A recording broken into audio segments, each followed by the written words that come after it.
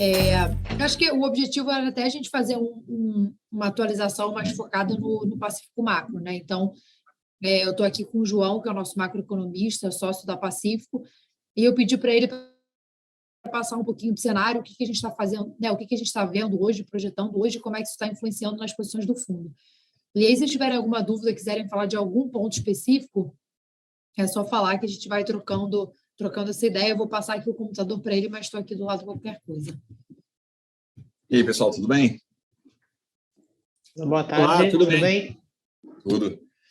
Bom, como a Marcela falou, eu vou passar mais ou menos o nosso cenário macro, o que a gente está fazendo, o que a gente acha que vai acontecer para frente e tentar ser pragmático e informativo, em vez de vir falando lá do passado até aqui, enfim. Então, eu geralmente gosto de falar dos temas importantes, e vocês podem me interromper a qualquer momento, tá? Se tiver alguma dúvida, não tem problema. Quais são os temas, eu acho que importantes? Lá fora, eram os gargalos e o impacto disso na inflação, há um tempo atrás, né? Gargalos, impacto disso na inflação, o que o Fed vai fazer, o Covid está terminando ou não.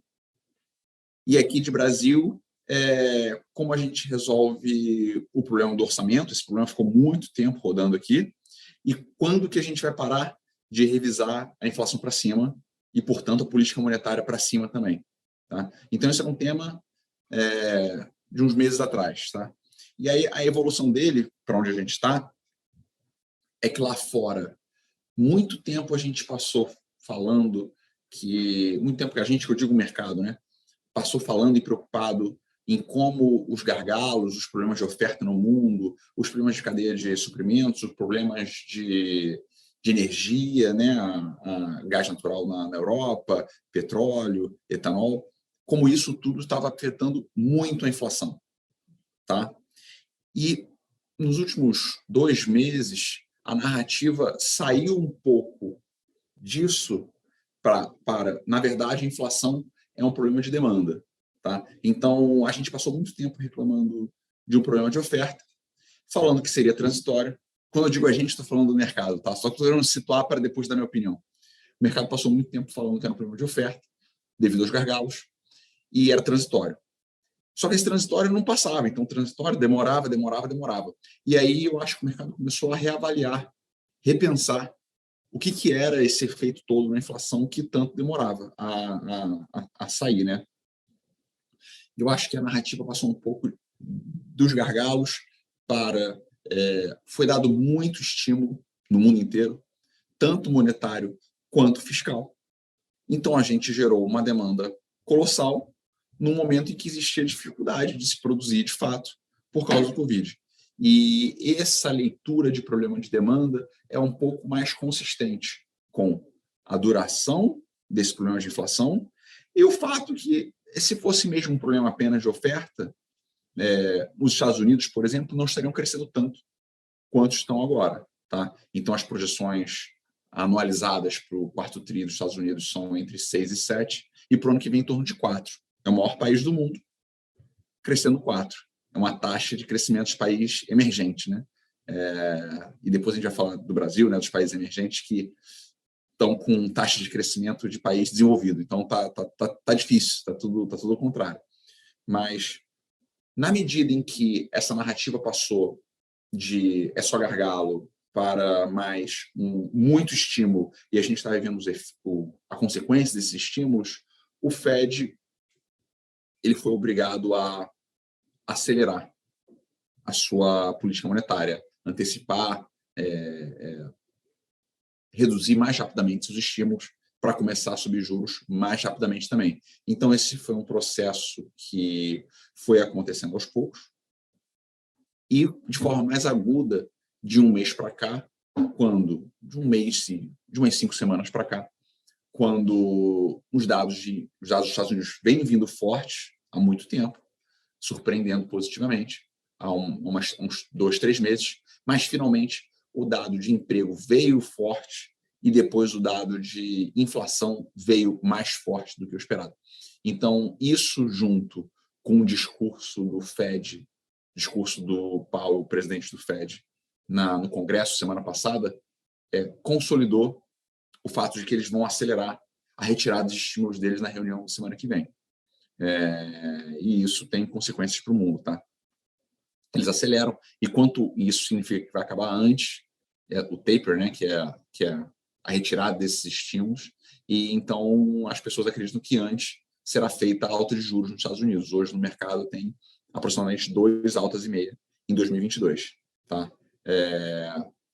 E aí esse tom de que a gente fez muito estímulo, a gente tem que tirar eles um pouco mais rápido, acabou indo de encontro a uma piora do Covid no mundo. Então, o Powell pode dizer que se ele teve um time um pouco infeliz nesse sentido, porque no momento em que se consolidou que ele tinha que acelerar, foi um momento em que o Covid começou a piorar no mundo, onde tipicamente você teria que estimular mais, né? Então, isso gerou uma confusão grande nos mercados. Então, um tema internacional, agora, os temas internacionais são o Covid, e aí com a roupagem da Omicron, né, que é a nova variante, vai ser um problema ou não para o final do ano, né? A gente vai ter que promover novos lockdowns, ela é mais contagiosa, apesar de menos letal, será que ela pode gerar um aumento que preocupe nas hospitalizações, etc. Esse é um tema internacional.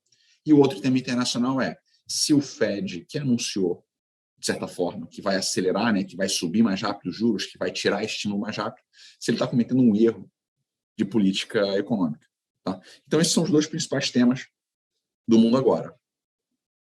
E aí eu acho o seguinte, no primeiro tema, as pessoas falam muito Omicron, se a Omicron é isso, se a Omicron é assado, se ela é contagiosa, tem quantos casos, bloqueia voo para a África do Sul, bloqueia voo para lá, bloqueia voo para cá. A Europa já estava com problema de Covid, né, nos últimos um mês, antes da Omicron. Tá? Países mais velhos, com uma taxa de imunização menor, ou seja, onde menos gente teve a doença e onde menos gente é vacinada, como Alemanha, Holanda, Áustria, Polônia, Rússia. Esses países estavam com problema de Covid. Tá? E a Omicron serviu um pouco, talvez, só para catalisar isso. Se você quiser fazer uma teoria da conspiração, você poderia dizer que a Europa não estava querendo dar o braço torcer, que ela teve uma atuação inadequada em relação à vacinação, à imunização da população, e ela culpou a Omicron, que foi descoberta, revelada pela África do Sul, mas que nada tem a ver com a África do Sul, no final das contas. Tem casos de Omicron no mundo inteiro há muito tempo. Tá?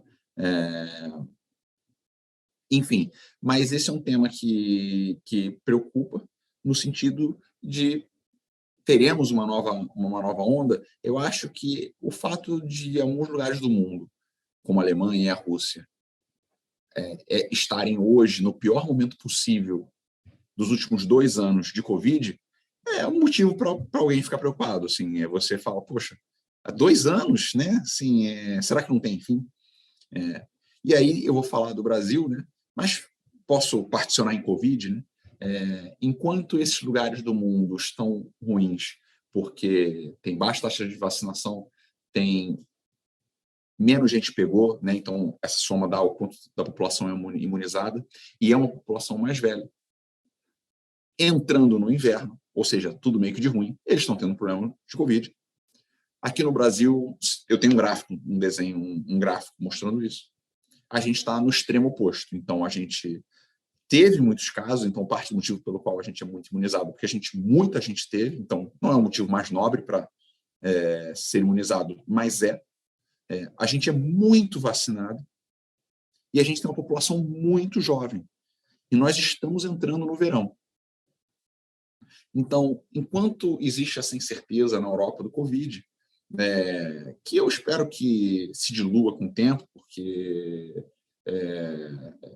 eu acho que se a Omicron tiver algum papel, talvez até seja um papel vacinador do mundo, né? Porque os sintomas, os efeitos dela são extremamente leves e é um vírus, né? Então é quase como se talvez o ideal seja todo mundo pegar essa Omicron logo. Se varrer todo mundo, vai ser um booster para todo mundo. Ao invés de eu tomar minha Pfizer em janeiro, meu booster, né? Se eu pegar o Omicron, tá bom. Então, estou falando de uma certa forma um pouco simplória, mas, assim, eu tenho um pouco essa impressão em relação a essa nova variante e tal. E aí, quando a gente olha para o Brasil, assim, aqui no Rio, passou uma legislação para se pedirem um comprovante de vacinação para você entrar no restaurante. E não é um negacionismo, é só uma leitura um pouco mais... até porque eu me considero o extremo oposto de um negacionista, mas é uma medida relativamente... Não é populista o nome, mas para fazer manchete, porque todo mundo no Rio foi vacinado. Não existe ninguém não vacinado no Rio. E, enfim, a gente não tem casos, não tem gente hospitalizada na maioria dos hospitais. Enfim, eu estaria tranquilo nesse tema aqui e em dúvida nesse tema na Europa, de fato, tá? O outro tema, que é se o Fed está fazendo um erro de política, né? Ou seja, se ele está ficando durão na hora em que, sei lá, a inflação finalmente vai recuar, ou então a atividade está fraca, alguma coisa do gênero, eu acho que não necessariamente é verdade. A gente sempre fica falando tudo muito na margem, né? Então, assim, surpreendeu um pouquinho para baixo dado de atividade, o Fed foi um pouquinho mais rocks, então... Mas repara que o Fed hoje, os juros é zero, eles compram 120 bi de títulos por mês. Claramente isso não é normal, né? Normal é você pegar lá o livro de macro da graduação, diz que a taxa de juros é 2, sei lá, não existe, eles nunca fizeram QE na vida. Então, claramente a política monetária não está normal. E, ao mesmo tempo, claramente, os Estados Unidos crescerem 7 no próximo trimestre anualizado e crescerem 4 ano que vem, não é normal. Então, se eu quiser normalizar a política monetária nos Estados Unidos, ou for nessa direção, ao mesmo tempo que isso leve a uma direção de um crescimento menor nos Estados Unidos, eu entendo que a gente está indo numa direção de normalizar, não de necessariamente um erro de política.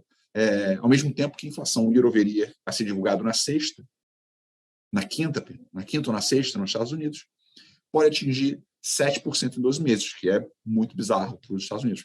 Então, eu não teria muito, necessariamente, esse medo. É claro que se os Estados Unidos surpreender o crescimento um pouco para baixo, o Fed for um pouco mais rocks, isso na margem vai ser ruim para a S&P, por exemplo. Tá? Mas ruim do ponto de vista dramático, eu acho difícil. Existiam fragilidades em 2018, quando o Fed foi reduzir o seu balanço, que talvez não existam mais agora. Tá? Então, de internacional, a grosso modo, eu tenho essa impressão. O Covid é uma preocupação para esses países que estão menos imunizados, mas não acho que deveria ser uma preocupação necessariamente para o mundo inteiro. A Omicron, em particular, a princípio não seria uma preocupação. Tá? O Covid, que eles estavam tendo já antes, sei lá, tradicional, não sei qual é o nome da variante, seria suficientemente perigoso. Em relação a um erro de política fiscal monetária do Fed, eu acho difícil se caracterizar dessa forma. Você pode dizer realmente que eles, no final das contas, foram um pouco atrasados, já podiam estar suavizando esse processo há mais tempo. Mas, na medida em que ele parece um pouco avançado, né, no sentido de as projeções de PIB são muito altas, as projeções de inflação são muito altas, ele acelerar talvez não seja um problema. Tá? E quando eu falo de Brasil, fazendo o mesmo gancho, talvez já seja um problema. Tá? Diferente dos Estados Unidos, onde o juro real, por exemplo, é negativo para quase todos os horizontes, o juro real no Brasil foi negativo também. A gente teve uma surpresa muito grande de inflação. E então vou narrar como é que vai ser feito um erro de política monetária no Brasil. O mercado começou o ano achando que a inflação no Brasil ia ser 3,5. Ela vai ser 10, um erro de 6, 7 pontos. Um erro assim, nunca aconteceu antes na história de projeção em períodos civilizados, né? Para a inflação de um mesmo ano. Então, quando eu falo para alguém que a inflação no ano que vem vai ser 4,5, essa pessoa teria pouquíssimos motivos para acreditar em mim, dado que eu disse que ia ser 3,5 esse ano e no mesmo ano eu descobri que foi 10.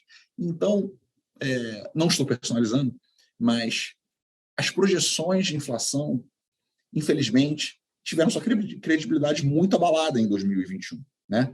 Então, a reação do mercado, do Banco Central, acaba sendo empurrada para ser um pouco, olha, não quero ouvir sua projeção para o ano que vem, a inflação está em 10, para um juro real de 2, 3, o juro tem que ser 13, então é para isso que tem que ir.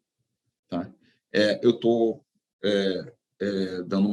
fazendo uma caricatura, mas a pinta que o mercado está empurrando para o BC e o BC está tendo que seguir para domar as expectativas que estão sendo perdidas para frente, é essa. Só que diferente dos Estados Unidos, que eu acho que vai crescer 4 ano que vem, o Brasil acho que pode crescer 0 ano que vem. Um país emergente, fora de um ano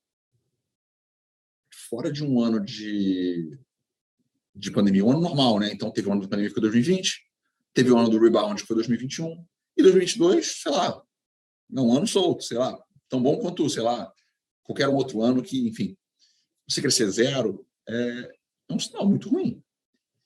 E se as minhas projeções estiverem certas, se é que alguém ainda acredita em projeção de inflação para um período para frente, no mercado a gente atingiria uma Selic de 12, 13, para uma inflação que, se olhar até um pouquinho mais para frente, 2023, assim, tirar uma média de 2022 para 2023, vai ser em torno de 4. Tá? Então, poderia dar um juro real de uns 8, né? E me parece grande para um PIB de 0. E a minha impressão é que, em fevereiro, né, a próxima reunião do Banco Central é semana que vem, quarta-feira. Não, essa semana, desculpa, é daqui a 2 dias, né? A reunião do Banco Central, o Fed é quarta-feira que vem, o BC aqui é quarta. O Fed é na quarta-feira da outra semana e o BC é daqui a 2 dias, tá? Depois dessa reunião, daqui a 2 dias, a próxima reunião do BC, do Banco Central do Brasil, é em fevereiro.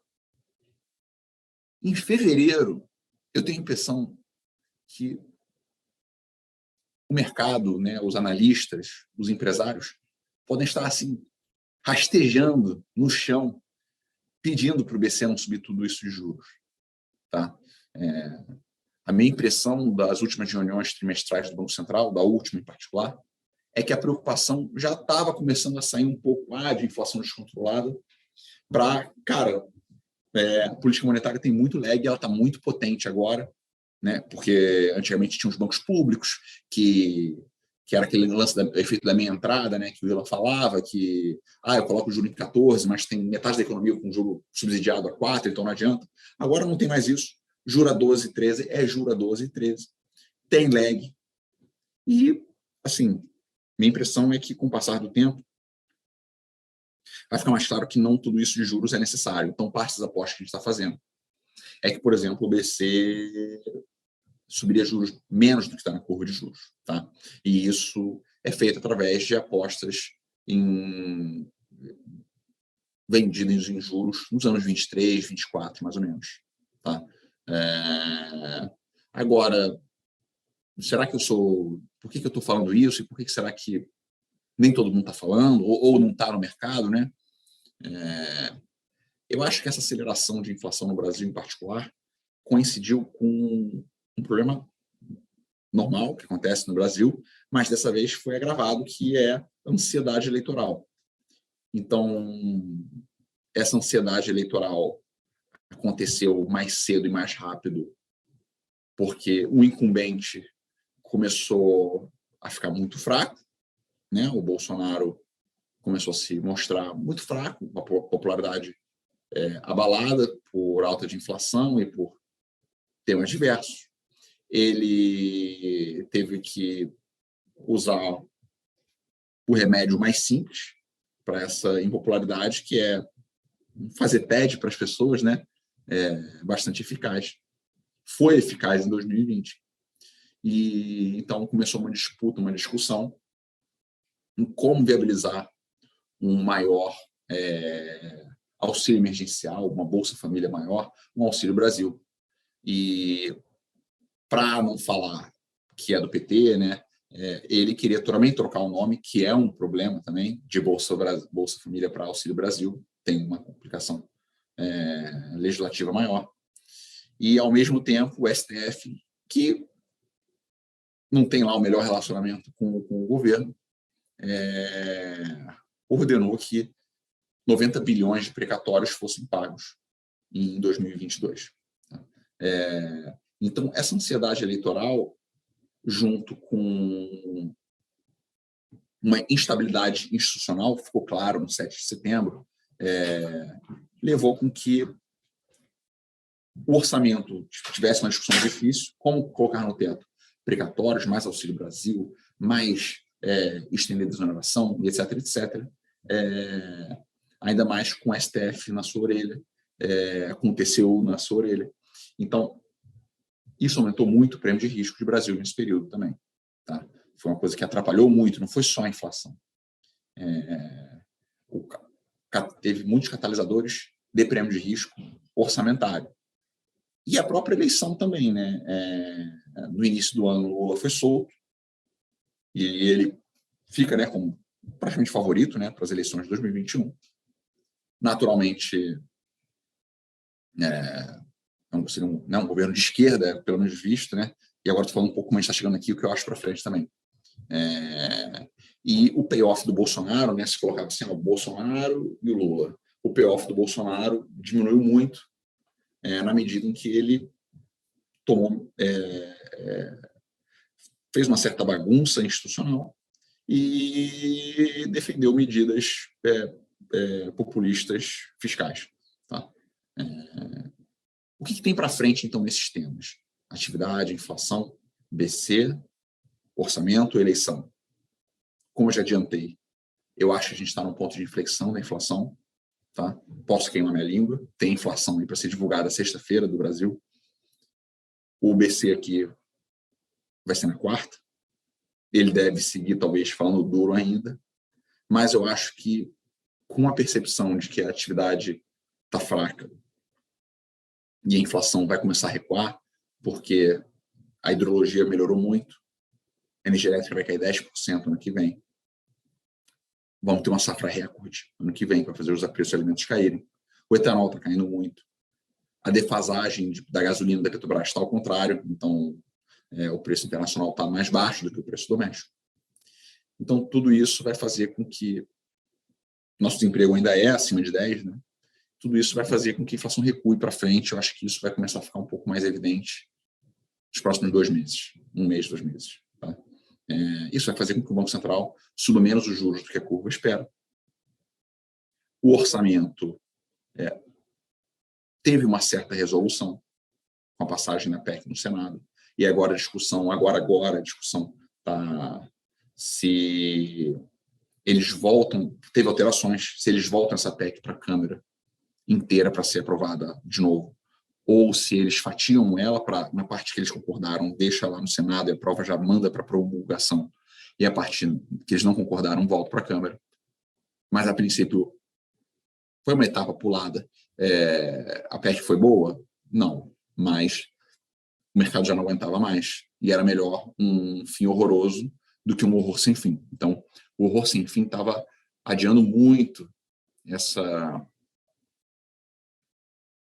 esse medo e essa incerteza, porque cada dia que passava, a gente achava que o governo queria fazer algum tipo de medida para ganhar popularidade, e se não fosse via PEC, ia ser um jeito pior. O crédito ordinário, o botão da calamidade, coloca auxílio emergencial, e seriam formas piores. Então, dos males, acho que foi o menor. E a eleição, eu acho que tem uma chance da eleição caminhar para o centro. Eu sempre fico na dúvida quando eu falo isso, se eu estou falando uma bobagem. Porque, tipicamente, a eleição, né, é disputada numa linha mais populista. Só que, nesse caso, a gente teve sinais interessantes, que foi a entrada do Moro com um discurso muito ao centro, economicamente correto, etc., e alguns sinais curiosos, como o Lula falando de ter o Alckmin como seu vice. Né? Parece impossível, parece que ninguém, fora eles dois, querem ou discutem isso. Então, todo mundo do PT fala Deus me livre, todo mundo da esquerda, da direita fala Deus me livre. Mas o Lula fez essa sinalização para o Alckmin, não é um boato, né? Então, o Lula ter feito essa sinalização para o Alckmin, a entrada do Moro na corrida com um discurso muito ao centro, talvez jogue essa discussão para o centro, o que seria melhor. Tá?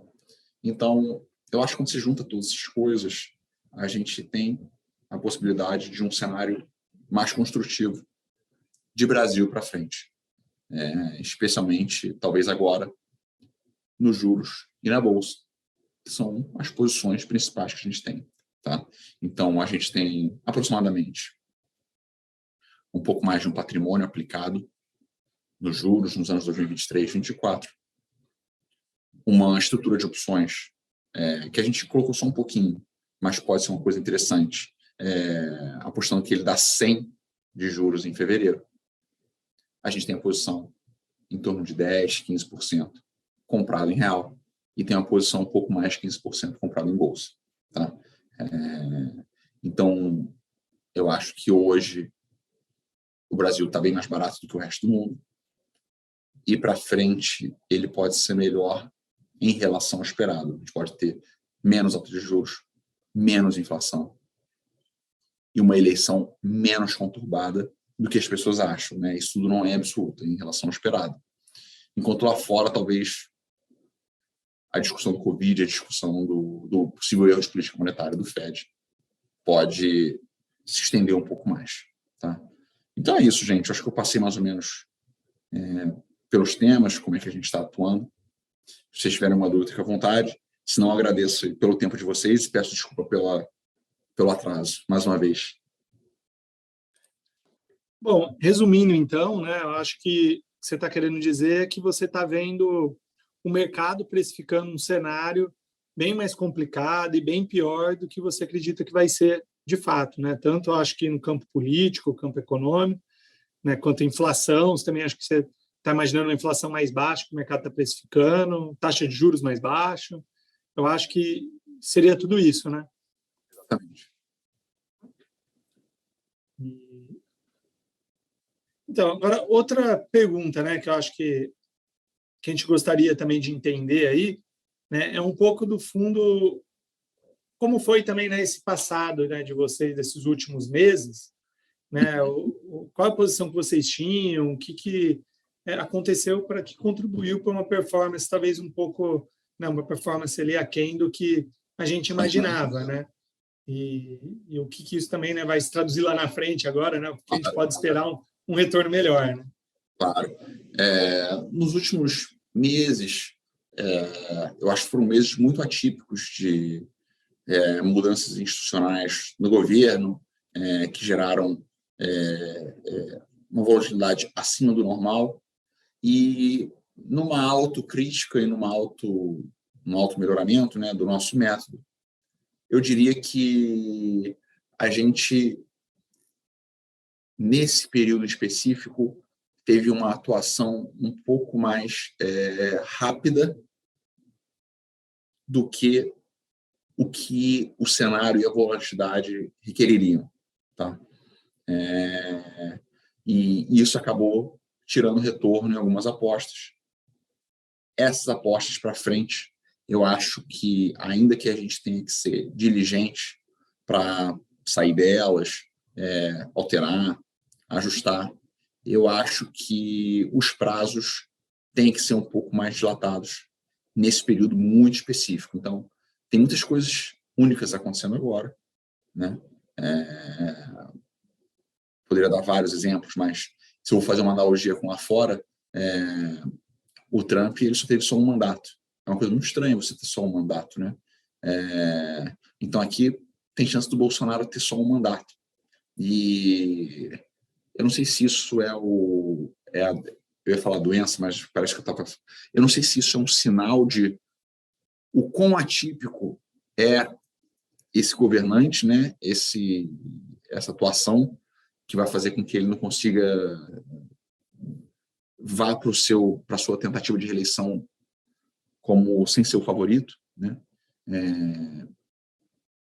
E eu acho que nesse ambiente a gente tem que ser um pouquinho mais calmo, e eu acho que com a expertise que a gente tem, né, de 20 anos, mais de 20 anos fazendo gestão de recursos, é que nesses momentos a gente consegue tentar corrigir o curso para algo que se adapte à nova realidade. Então, eu acho que a gente tem que sistematicamente aprender com o que deu errado, mas para frente não tentar compensar o que possivelmente deu errado para trás. Então, eu acho que o nosso método para frente, de forma geral, ele é parecido com o que sempre foi, com a diligência, mas eu acho que respeitando um pouquinho mais a volatilidade nesse período. Então, evitando fazer reavaliações de cenário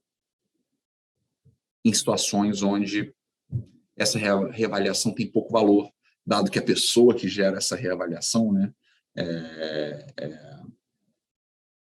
o faz de forma relativamente leviana, né? Então, eu diria que com esse tipo de governo, com esse tipo de situação política, e assim, na verdade eu falei de política, né, para falar de um tempo atípico, mas o Covid é extremamente atípico. Então,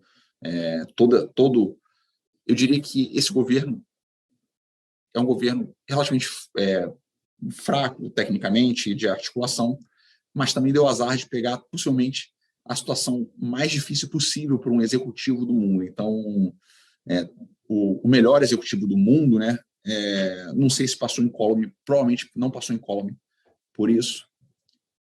Então, eu diria que o não melhor executivo do mundo seguramente sofreu bastante também. O executivo que eu digo, o presidente, né, enfim, o governo. E acho que isso ofereceu diversas dificuldades em que a gente teve uma atuação subótima.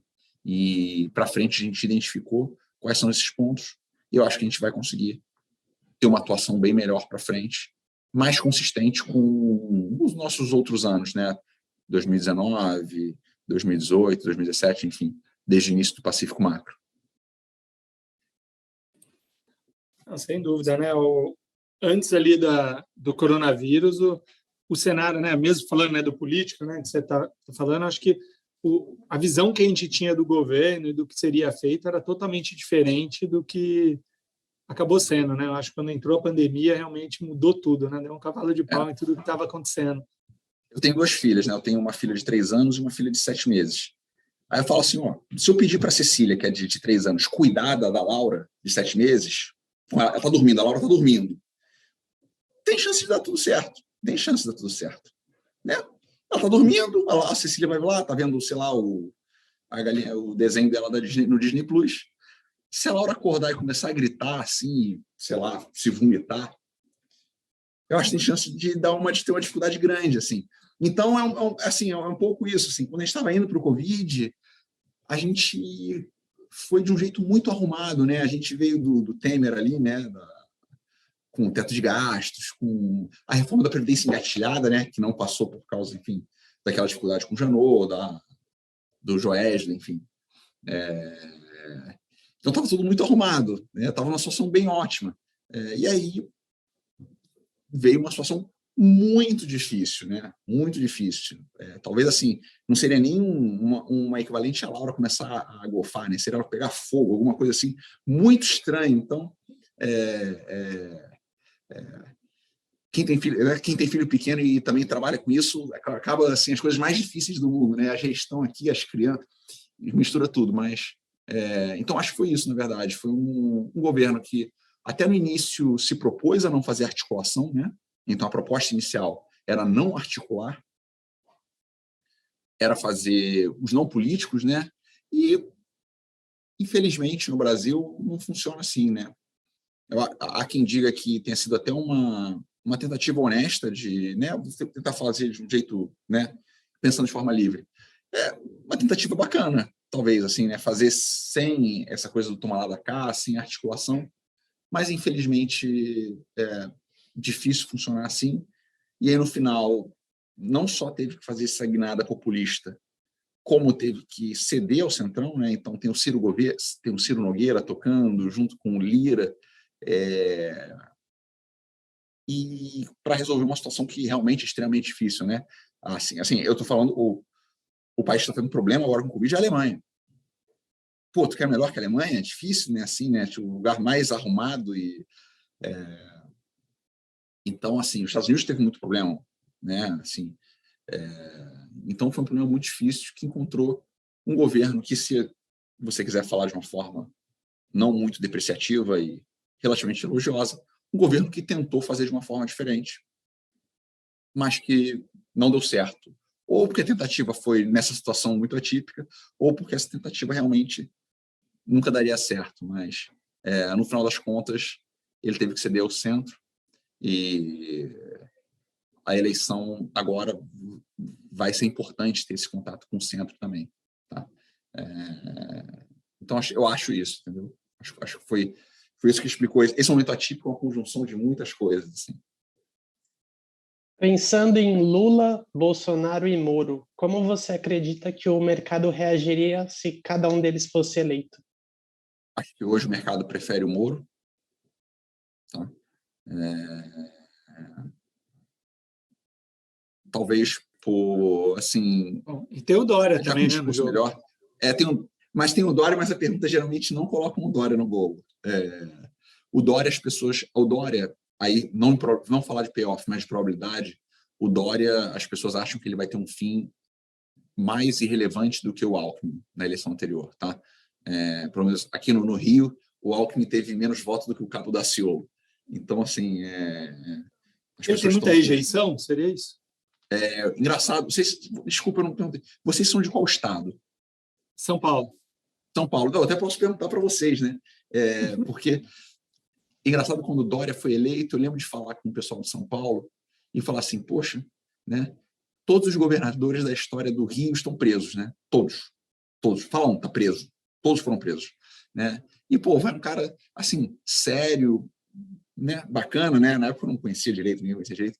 E achei engraçado que o cara de São Paulo falou para mim, mais ou menos. Então, acho que o próprio São Paulo tem uma certa rejeição, a impressão que eu tenho, uma certa rejeição ao Dória. Naturalmente, o resto do Brasil mais pobre tem uma simpatia menor. Ele poderia ter o trunfo da vacina, mas, ao mesmo tempo, colou na vacina dele de que ela seria menos eficaz, né? Então tem essa dificuldade. E ele não é visto como um cara ponta firme, como alguns políticos que eu já tive contato diriam. Então, assim, dentro dos meus das minhas reuniões malucas, já tive reunião assim com o Roberto Jefferson. E aí já tive reunião com a Rosana Sarney, já tive reunião com opção de político de tudo quanto é tipo. E sempre que o tema é o Dória, eu tenho a impressão que sempre que o cara fala alguma coisa do tipo, pô, mas ele não é um cara confiável, entendeu? Então, o político, antes de ser alinhado com o que ele gosta, o que ele acha, não ele ser tem que ser ponta confiável, firme. Tipo, o não ser confiável que você fala entre o meio político... Meio político. Entre você negociar um negócio com ele e ele furar a sua negociação. Ou então, e isso foi antes dele ser eleito, mas assim, ele se elegeu junto com o Bolsonaro e depois largou o Bolsonaro, virou inimigo dele, né? O Alckmin tornou ele prefeito de São Paulo e depois ele bateu no Alckmin também. Então, eu acho que as pessoas não veem bem isso. Então, quando se junta tudo isso, ele acaba virando um candidato não extremamente fraco, mas assim, tem uma plataforma do PSDB. O PSDB ele também perdeu força com esse negócio das eleições dele, das primárias deles, né? Isso tornou ele um pouco mais fraco e os outros nomes são fortes, assim, são, né, o Bolsonaro que é incumbente, o Lula que é o Lula e o Moro que é visto como uma alternativa ao Bolsonaro, né? Como se ele ainda traria aquela discussão da Lava Jato, e ele veio com um discurso muito bom. Há quem diga que é só um Bolsonaro com um verniz melhor, mas acho que as pessoas gostam mais. Então, né, a pergunta do Bruno foi como é que o mercado vê cada um deles, tá? Eu acho, tá? Se for começar a colocar hipóteses também, né? Eu acho que o mercado prefere o Moro e vai dar uma discussão infinita, mas o Lula com o Alckmin nego acha igual ao Bolsonaro, assim, quiçá melhor. Tá? É que não sei se vai ser o Lula com Alckmin, né? Então, aí talvez o mercado veria pior, tá? Então, seria o Moro em primeiro lugar. Isso é leitura do mercado, né? Nem muito a minha, não, tá? O Moro em primeiro lugar. E o Lula com Alckmin na frente do Bolsonaro, que estaria na frente do Lula sem o Alckmin. Tá? Onde o Lula com Alckmin é tipo uma sinalização para o centro. Tá? Alguém falou assim, pô, o Lula precisa arrumar um Palocci novo dele, né? Aí eu pensei, pô, o Palocci era médico, né? Foi ministro da Fazenda, o Alckmin é médico, né? Experiência política. Pode colocar ele como ministro da Fazenda, o mercado vai ficar louco. O pessoal vai ficar louco. Todo dia que o DI longo fecha, a gente brinca, ó, isso aí é o Alckmin com o Lula. Mas a verdade é que, sinceramente, até nesse final de semana, vendo as entrevistas de partes diversas, parece que ninguém quer muito isso. Assim, o pessoal mais à esquerda não quer muito, sei lá, pô, vai se juntar com o Alckmin, o pessoal mais da direita também não quer muito, pô, o Alckmin vai se juntar com o Lula. Mas, assim, o Alckmin estava fazendo acupuntura na TV, né? Então, assim, acho que para ele, melhor isso do que nada. E seria bom. Seria bom no sentido de traria discussão de mercado para coisas mais palpáveis. Você subiria né, na medida em que o Bolsonaro ele teve o payoff reduzido pelo populismo e tornou a discussão pior, o Lula com o Alckmin, com o Moro, traz esse payoff, essa discussão da eleição um pouco para melhor. Tá?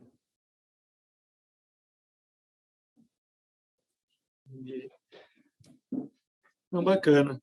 E, assim, né, eu olhando aqui para frente, então, né, pensando aí no que você falou, da posição aí na carteira de vocês e tal, imagina assim, pô, hoje vocês estão posicionados em algo pensando mais a longo prazo, que pode ser que não aconteça também no curto prazo, né?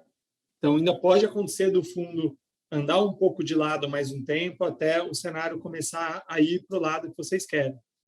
Né? Eu acho que, particularmente, agora a gente está num ponto de inflexão para algum desses ativos. Então, acho que a gente está com um time bom. Tanto Talvez é que já vai começar a andar no curto prazo, pode começar a andar. O fundo foi positivo, né, no mês passado, né, teve um desempenho bom. E esse mês, que na verdade tem 3 dias, né, possivelmente com hoje vai estar positivo também. Então, eu acho que, na verdade, a gente... eu não estou, né, prometendo para frente, né? Eu acho que a gente já está tendo um resultado melhor, tanto pela atuação quanto pelo cenário que realmente começou a mudar, com a aprovação da PEC, com as projeções elevadíssimas, né? É uma questão de preço também, né? O mercado ficou louco com a inflação e com a PEC, e agora a PEC acabou e a inflação, de fato, parece estar recuando, tá? Então, eu acho que isso tudo, e junto com os sinais da eleição de caminho para o centro, já estão trazendo um bom desempenho para o fundo, né, para esses ativos que a gente está apostando. Então, acho que essa reversão já aconteceu mês passado e já está acontecendo agora. Então, não diria que é só vai ser lá na frente, agora não vai acontecer. Eu diria que a expectativa é que, gradualmente, eu acho que esse ano foi muito difícil para muitos fundos, tanto no Brasil quanto lá fora. E o que pode acontecer também é que janeiro seja um período bom, onde se zere o ano, né? Assim, vamos olhar para frente agora. E eu acho muito difícil o cara vai olhar para frente, vou vender Brasil. Eu acho difícil. O cara, assim, zerou a pedra, não tem passado, né? Começou um fundo novo no dia 5 de janeiro. Esse cara vai vender Brasil? Difícil, eu acho difícil. Dos preços atuais, muito difícil. Então, eu acho que essa inflexão já está acontecendo no mês passado e nesse mês. E ela deve continuar acontecendo no primeiro trimestre do ano que vem. Eu acho que, principalmente os juros, acho que vai ter uma catalisação maior aí em janeiro. Dá para dizer que o pior já passou? Eu acho que sim. Eu acho que o nosso cenário que o pior já passou. O pior foi muito ruim, né? Assim, então, porque às vezes você diz assim, o pior já passou, né? Mas assim, foi leve. Não, foi muito ruim. Muito ruim, assim. A inflação está em 10, né? E o PIB projetado está em 0 para o ano que vem. e teve uma ameaça de o Bolsonaro mandar prender o pessoal do STF, né? Ou o STF mandar prender eles, né? Então, assim, foi muito ruim o cenário de Brasil. A gente underperformou muito, assim, o Brasil, né? Os ativos do Brasil. Então, quando eu digo que o pior já aconteceu, acho que eu digo com um pouco mais de tranquilidade do que você diria em outros momentos, né, de mercado, porque o desempenho, as projeções, o humor foi muito ruim. Se a gente vê o desempenho do DI, dos juros, há 3 semanas atrás, né, acho que esse período, um mês atrás, né, foi uma coisa assim, pavorosa. Então, eu acho que o desempenho recente do Brasil, junto com essas inflexões todas, tornaram os preços bastante atrativos para você começar a fazer apostas. E eu acho que daqui para frente essas apostas vão ser positivas. Pode ter volatilidade um pouco, pode, mas em geral a gente vai estar mais sereno para analisar. E se elas demandarem uma revisão do nosso posicionamento, a gente vai rever nosso posicionamento. Não quer dizer que a gente vai ficar abraçado nessas posições, independente do que acontecer. Porque eu acho que a diligência ainda é importante, mas o respeito ao ano eleitoral e à volatilidade também. Então, a gente pode dizer que grande parte aí desse humor ruim do mercado é por causa da questão política? Ou tem algo a mais? Eu acho que ele foi um catalisador importante, porque a ansiedade eleitoral que gerou o problema dos precatórios, do Auxílio Brasil, da PEC, de furar o teto, tudo isso é para resolver um problema de eleição. Tá? Então, tanto é que eu coloco tudo num bolo de uma ansiedade eleitoral. Certo. É que, assim, tem a questão do medo do que vai ser a eleição, mas, queira ou não, essa corrida eleitoral já gerou efeitos, vocês podem dizer práticos, né? Mas gerou efeitos de fato, né? De coisas que aconteceram por causa disso. Acho que é meio que... Na penúltima eleição, né? Na eleição de 2014, a Dilma segurou muito tudo. Segurou muito. Segurou os preços, segurou os juros, maquiou o fiscal. E aí, quando ela ganhou a eleição de 2014 para 2015, ela soltou tudo.